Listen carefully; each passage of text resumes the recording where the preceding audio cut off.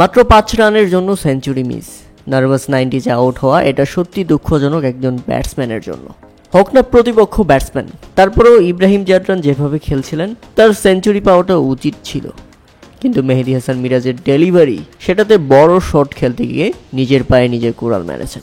95 রানে ফিরে গেছেন প্যাভিলিয়নে। রশিদ খানকে আউট করে প্রিয় বন্ধু শান্তর সঙ্গে হাসাহাসিটা বেশ ভালোই সেরে নিলেন মেহেদী হাসান মিরাজ। তবে এখানে আম্পায়ার ডিসিশন পাঠিয়ে দিয়েছিল তৃতীয় আম্পায়ারের কাছে, বলটা মাটিতে টাচ করেছে কিনা, কিন্তু টিভি রিপ্লাইতে দেখা যায় না, বরং বলটাকে মাটি থেকেই তুলেছেন রশিদ খান। তাই তো ডিসিশন আউট এবং 1 রানেই শেষ হয় রশিদ খানের ইনিংস। আফগানিস্তান হারায় 157 রানের মধ্যেই 7 উইকেট। অতঃপর শেষ দিকে সুবিধা করতে না পারলে আফগানিস্তান 190 রানের মধ্যেই অল আউট হয়ে যায়। বাংলাদেশ দলের হয়ে দারুণ বোলিং করেছেন মেহেদী হাসান মিরাজ। 10 ওভার বোলিং করে 3 উইকেট তুলে নিয়েছেন, খরচ করেছেন 42 রান। 2টি করে উইকেট শিকার করে নিয়েছেন তানজিম হাসান সাকিব এবং রিশাদ হোসেন।